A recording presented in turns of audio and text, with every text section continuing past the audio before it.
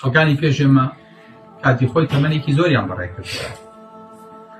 لە 9% دوای ئەوەی کە 950 ساڵ بەزە ناو قۆمەکەیە بێت ئەگەر بە 50 ساڵیش یاخود بە 100 ساڵیش بووێەوە پێغەمبەر 1050 ساڵ عمری بوو لێ پرسەنی نوح دنیا و چۆن بین فەرمێ ئەو کۆیی کە لە ماڵێکە لەم دەرگا بێ مەژوورە دەرگاکەی ترشم سبحان الله پرسیاریان لێ کرد لە پیشینەکانی خۆمان کەوانە عمریان زۆر کوڕەکانە قەومێک دێت 60-70 ساڵێکە ژین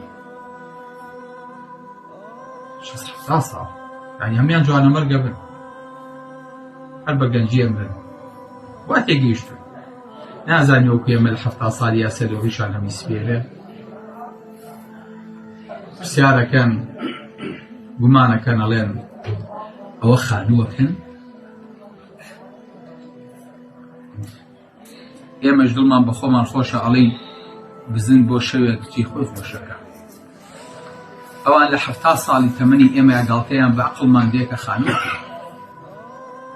هەر یەکەمان سەبەب خانوو ڕازی نابین وەڵی بچینە ڤێلەیەکەوە و بچینە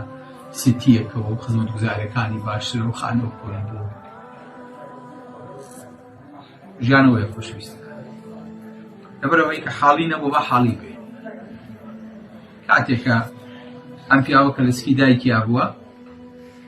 تەمەنێکە پێی دراوە ئەلۆ ڕۆژەیە وەری ئەوان لیاوە کە ئێکسپایری ئەم پیاوە لەم ساتەیە لەم ڕۆژەیە لەم ساڵەیە کۆتایی پێ هەرچیەکی بەرەو ڕووهاتە بێ خوای گەورە پاراستوێتی